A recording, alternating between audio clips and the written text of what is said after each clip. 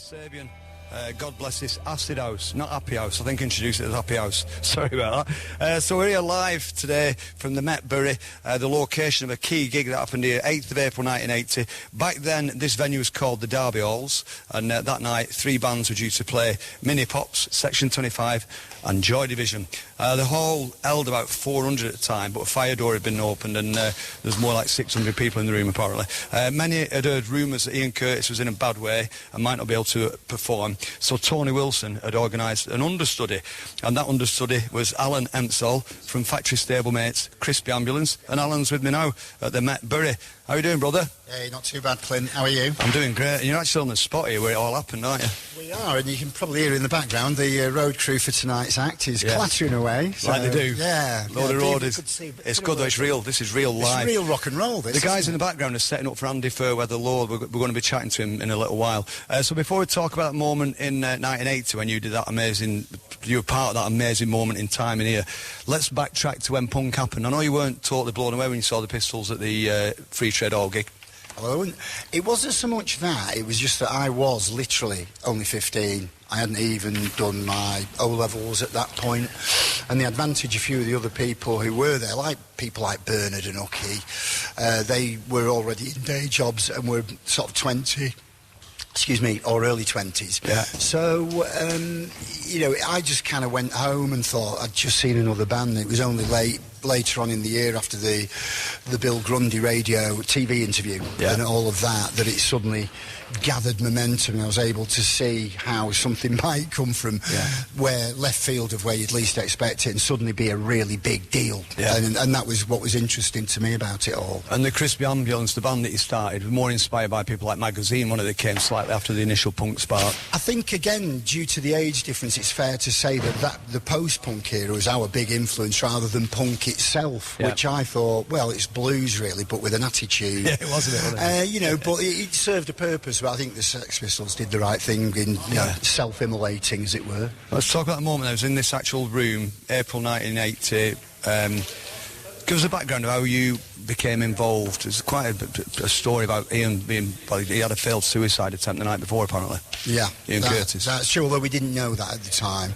The whole thing with Ian was kind of hushed up, really. And so I was told he was ill, and I had no reason to believe otherwise. So, and I got a phone call off Bernard at about 3 o'clock in the afternoon, say, Ian's been ill and we've got this gig to do you fancy standing in for him? So at that point I'd known Joy Division probably for about a year, and we'd supported them once at the Factory, and then they were moving towards getting us on Factory Records. So that was the connection, really.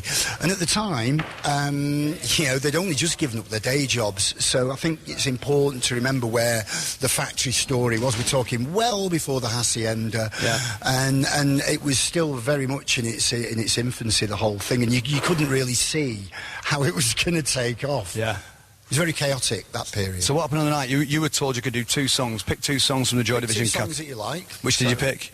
I picked Digital off the Factory sampler and Love Will Tear Us Apart, which hadn't been released yet, but they'd done a John Peel session, so as you do, you tape it off the radio and learn all the words. So I knew all the words to it. I'd seen them recording it in Pennine, but it hadn't actually come out at that point. Yeah.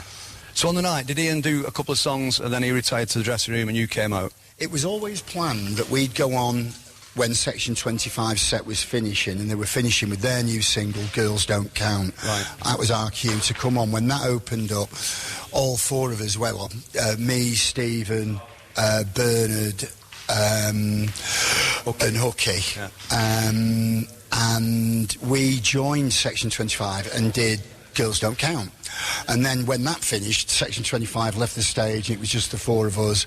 I did those 2 numbers, at which point I left the stage. Ian came on, did Decades and the Eternal. He said he wanted to pick 2 slow ones because that was all he felt up to. I remember him saying that. Right. And it was the last 2 tracks off Closer, which again had been recorded just the month before. I hadn't heard any of it, but they were really quiet. That was my cue to come on again. I came back on with Simon Topping from ACR, and we did a cover version of Sister Ray by the Velvet Underground. At which point we left the stage then. Right. And it was only then the trouble kicked off. Because 600 people from Bury started fighting.